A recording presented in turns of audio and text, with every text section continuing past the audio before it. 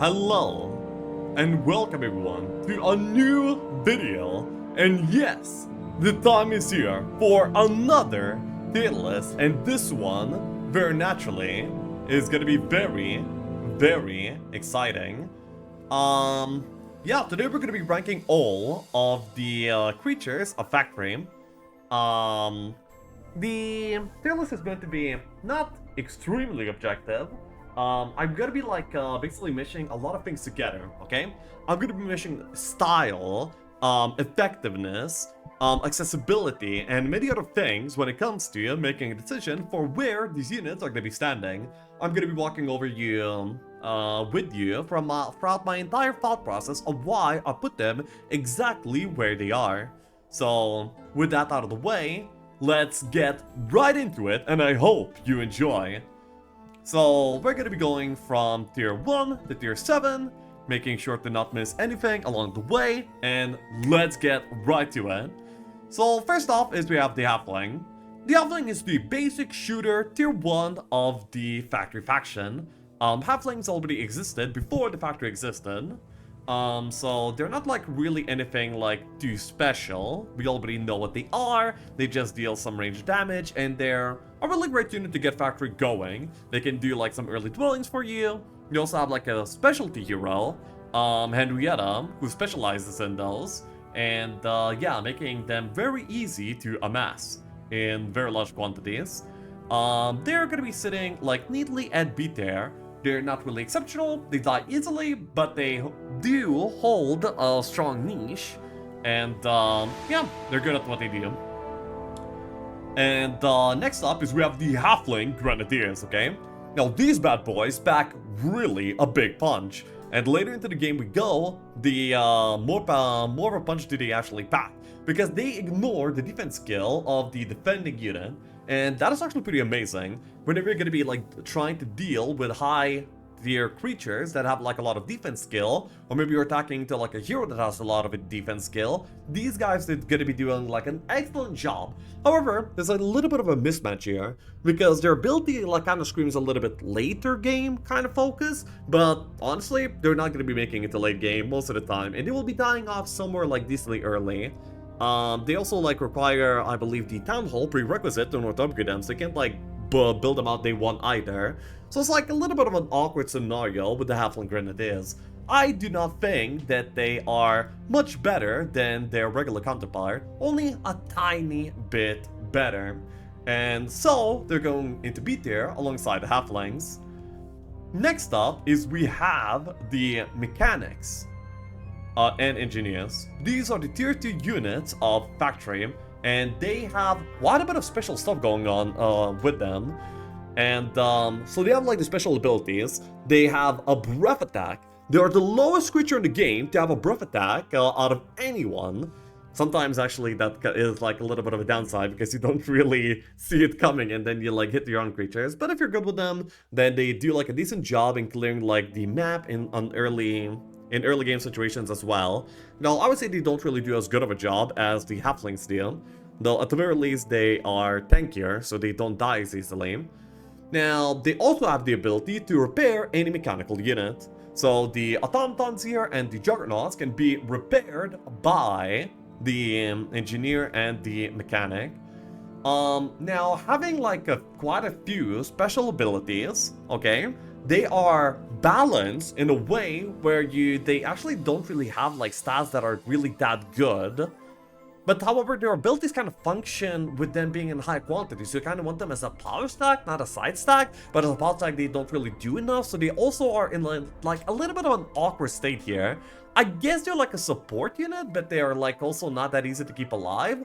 And the strategy of repairing your mechs is pretty good in the campaign, but out in the real world, I would say it's pretty average. And yeah, I don't actually like them too much. They don't feel that great to use unless you get them really high quantities, but even then, it's only a very niche period when they're actually fun to use. And because of this, I would put Mechanics at C tier. They're too slow to be used as a power stack. When you upgrade them, they are bumped into B tier. However, pretty low B tier at that as well. Next up is we have the Armadillo. Now, truth be told, Armadillos are a complete filler unit, okay? Every faction has them. They're just like the bulky guy, just throw it in there. They're gonna like tank up some damage for you, and that's like basically it. They're slow, they don't do any damage. However, they're cheap to buy, and they are pretty tanky. They are the golems of factory, the dwarves of factory, you know, like such a thing. But yeah, they're pretty bad. And honestly, I would say the Armadillo goes into D tier. Now that's what I would regularly say. However, there's a really cool thing about their aesthetic, okay? And I do consider aesthetics really important when it comes to units. That changes their entire feel and what they are as a core unit. And whenever you haste them, they roll. They usually walk, you haste them, they roll. And that is absolutely amazing. What a fantastic design choice. And due to the roll itself, they're going to be bumped up into C tier. And their counterpart as well is going to be just a tiny bit better. But yeah, honestly, the roll is like the only saving grace of this unit, both aesthetically and gameplay wise. So yeah. Next up is we have the Automaton and Central Automaton. The tier 4 unit of factory. These guys have the special ability of being able to detonate upon death. Upon dying, if the ability is active, then their corpse will no longer be there, meaning that they cannot be repaired by the mechanics afterwards. They will deal 30 damage plus 5 per automaton in the stack. So they can be like used to bomb things, and they also have like a stagnant amount of damage, meaning that they don't have like a damage range, they deal an exact amount of damage. So they're actually like pretty convenient to use, but the damage feels like pretty low for like a tier 4 unit. So they feel like they're like also balanced around something that you don't like very often use, so their power level feels a little bit low. Paired up, like I would say like the pair of mechanics plus sentinels is probably like maybe low A tier, but on their own, they're not very exceptional at all. Yeah, these robot things are gonna be going into low B tier. However, when you upgrade them, one of the biggest things that you get is going to be the no melee penalty. And let me tell you, no melee penalty is like an amazing ability. They basically like become a range unit almost, where they're able to like chip away at enemies without receiving any damage back to them. And they're actually bumped into A tier when upgraded. This upgrade is very, very meaningful. Yeah.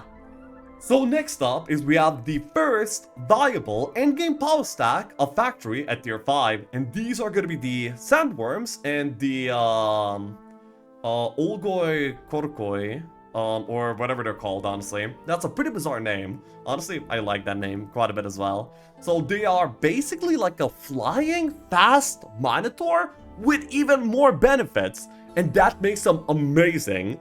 Whenever we first started playing Factory, like in duels, these guys were like the first thing we saw to be like a viable good power stack. The damage that they deal is really, really good, and like for a power stack, you want them to be fast, and these guys are fast, and yeah, they're actually kind of amazing. Like on their own, unupgraded, they are already going into a high A tier. They're very easy to access, you get them almost immediately, they deal a ludicrous amount of damage. If you stack them up, it becomes like way better. They're just amazing units. And when you upgrade them into Olgoi Korkois, they get the ability to eat corpses and attack multiple times, okay? Now, here's the kicker. Most units are balanced. Whenever like a unit is going to be attacking twice, like the Crusader or the Grand Elf or whatever, they're balanced around the fact that they're attacking twice. But Olgoi Korkois are balanced around attacking once, actually. At least that's what it feels like, because their damage is insane. So when you get like 2-3 attacks on them, they can like one-shot almost anything. And by the way, you're able to, on the same turn, eat a corpse and attack multiple times. So for example, if you're going to be like taking a retaliation with a 1 stack, and the 1 stack dies from the retaliation, you can immediately eat the corpse of the things that you took the retaliation with to gain an extra attack immediately. So they're actually like less clunky to use than you might initially think. And that makes them amazing. Olgoi Korkois are straight going into S tier. Amazing units. Their design is like scary. They look like they deal a lot of damage, and that's exactly what they bring to the table. Very well-rounded, amazing units. And yeah. Now we move on to tier 6 of Factory. Now the tier 6 is actually like, it was a very big surprise to me, okay? So Gunslingers and Bounty Hunters here have like a very special ability. An ability that we haven't seen in Heroes quite yet. Well, pretty similar to Heroes 5 Succubus, but like even better, okay? So they have Preemptive Strike. What Preemptive Strike means is that they have range retaliation, but not only do they retaliate to range units, they also shoot before the hit to them happens. So if you target the, if you target the Bounty Hunter, then you will get shot before you get your shot off. So if you don't have enough army to, you know, like, if you get killed by them immediately, then you won't even, like, deal any damage. You will just literally die, and that's it. That's all you've done with your turn. So yeah, it's a very, very interesting ability. However, it comes at a very great cost. Because of this great ability, they are balanced pretty weirdly. They are the lowest HP buildable tier 6 by far, sitting at only 45 HP. It makes them vulnerable to any fast buff, fast army, they are vulnerable to any spell casting, and so they are pretty clunky to use as a pile stack. But like if you don't use them as a pile stack, then they're not really significant, because then the preemptive shot doesn't really do a lot. If there's not like a lot of them, then you don't really care that they preemptive shoot you, you know? So they sit like in a pretty weird spot where they're actually like not really that good. I would put a Gunslingers at C tier. They do, by the way, deal a pretty good amount of damage, but like, not as much as you would think for a 45 HP unit to do at tier 6 for it to be like actually that useful. I do think that they're really, really cool, and I think just because they're cool, I'm not putting them in D tier, to be honest. They're kind of horrible to use, I'm not gonna lie.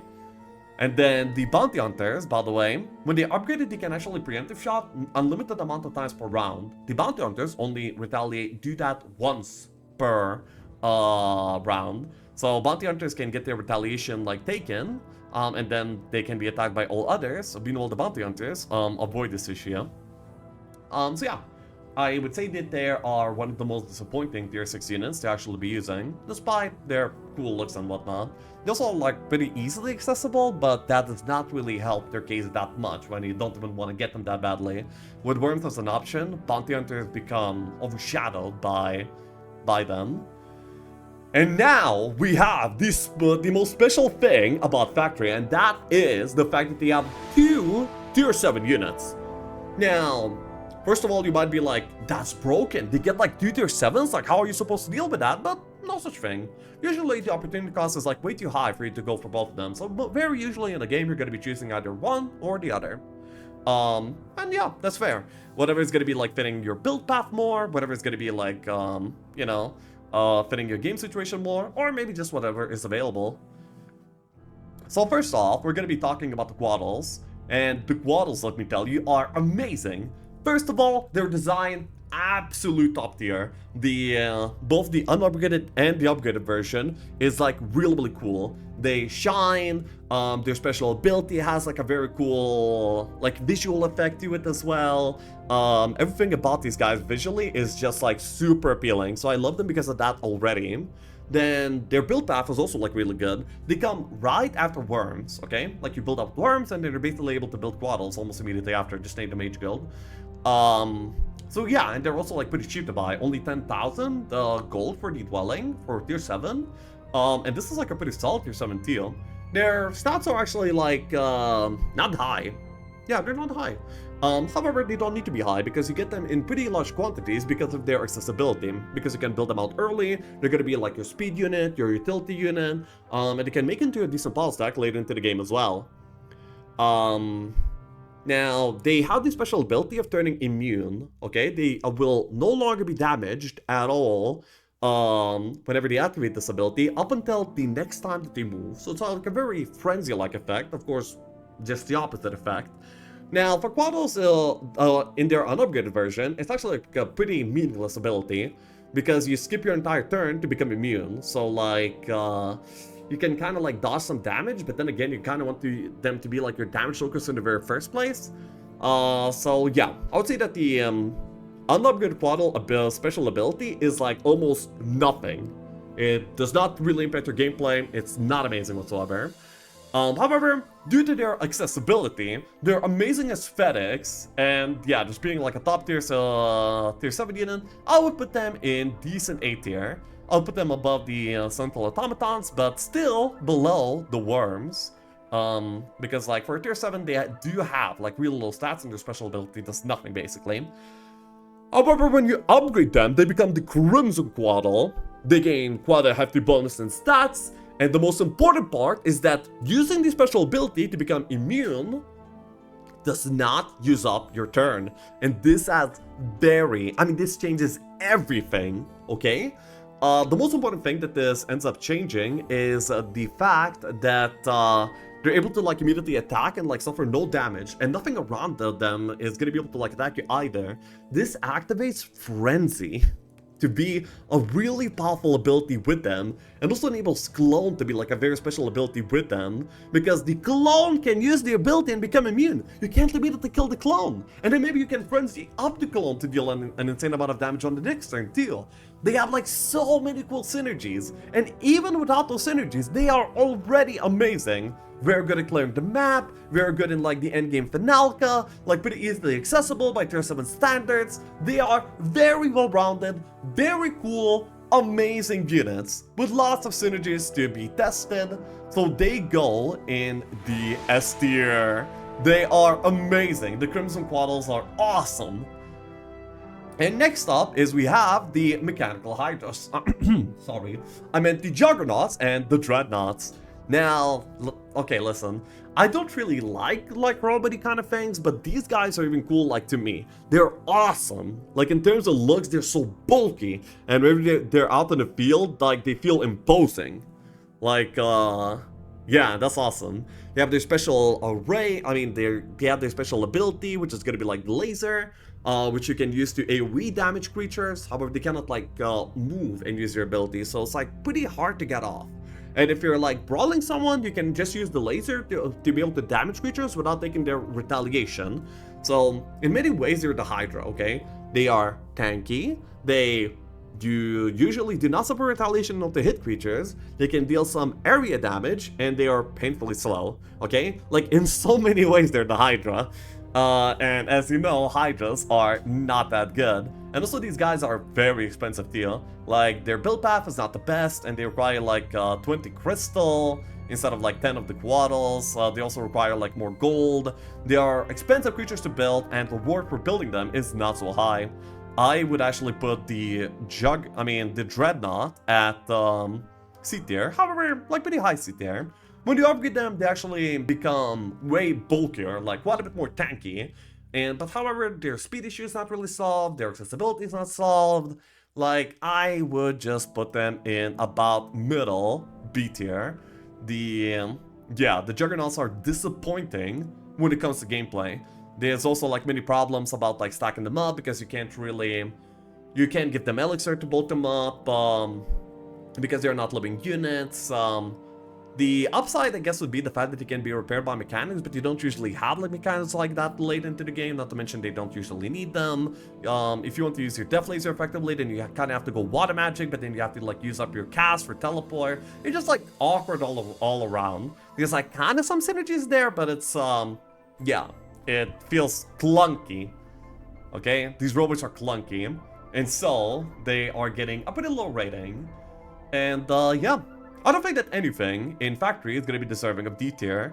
Some units shine in some certain parts of the game. There's like some pretty cool combos with them, and a lot of new abilities and new concepts were introduced with Factory. So I really applaud the team for making a really good job in designing these units. They feel like very unique, but still like belonging in Heroes 3, because none of their abilities and their strengths are actually like blowing other factions out of the water. They just like fill in their own unique way, and that is awesome. I really like it.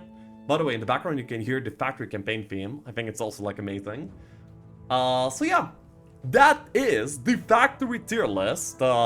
I mean, the factory unit tier list. Of course, it is subjective, it is my opinion from what I've played so far.